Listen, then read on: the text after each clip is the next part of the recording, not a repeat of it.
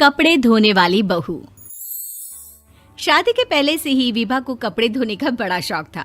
कभी नल के नीचे तो कभी तालाब के पास। अरे मेरी नीली वाली लुंगी नहीं दिख रही है। विभा की अम्मा, कहाँ रखी है लुंगी? अरे वो तो विभा ने परसों ही धोकर रखी थी आपकी अलमारी में, देखो वहीं होगी। वो ना मैंने आज धो दी, मुझे लगा कि गंदी हो गई होगी। अरे कैसे गंदी हो गई थी? उसे तो मैंने पहना भी नहीं। हे भगवान, इस लड़की के कपड़े धोने की आदत से परेशान हो गया हूँ मैं। जितना तो घर में राशन नहीं आता, उससे कहीं ज्यादा डिटर्जेंट पाउडर का खर्चा है।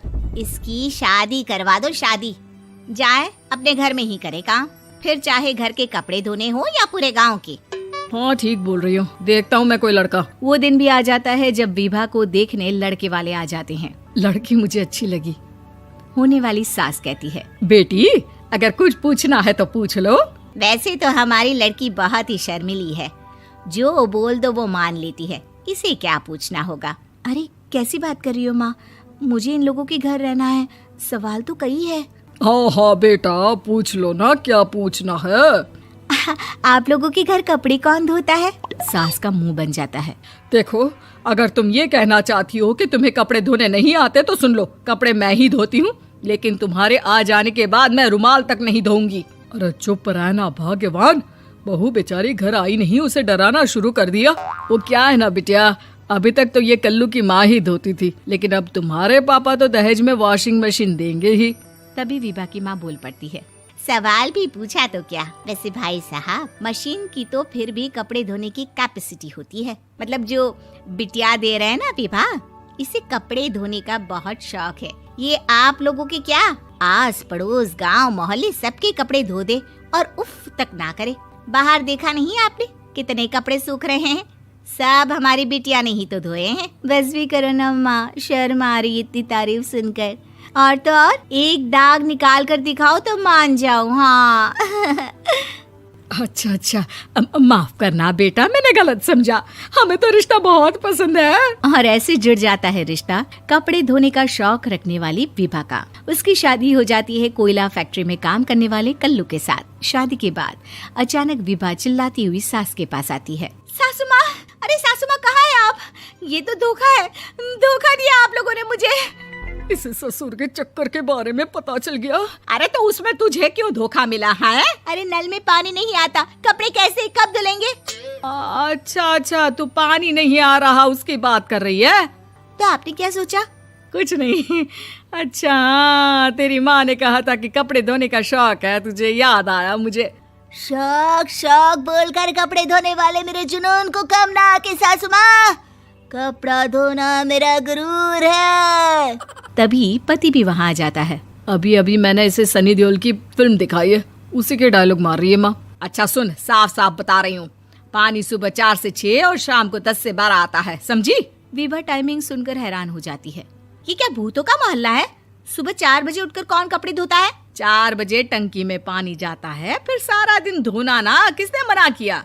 अरे कैसी बात कर रही हैं? 200 लीटर की टंकी में कितने कपड़े धो लूंगी मैं? सुबह ही उठ जाऊंगी मैं। अब क्या था, विभा सुबह 4 से लेकर रात के 12 बजे तक कपड़े ही धोती रहती। एक रोज सास पड़ोस से निकलकर कहीं जा रही होती है कि साथ वाली कहती है, हाँ कल्लू की माँ, जरा ये बताओ कि 2 साड़ी है, 2 ब्लाउज और एक पेटीकोट और एक नाड़े वाला लंबा कच्छा। हाँ तो? अरे तो क्या, कितना लोगी धुलाई ये बताओ। धोबन दिख रहे हैं हम क्या? हमारे पति सरकारी नौकरी से अभी रिटायर हुए हैं और बेटा सुपरवाइजर है कोयला फैक्ट्री में। धोबन समझ रखा है हमें?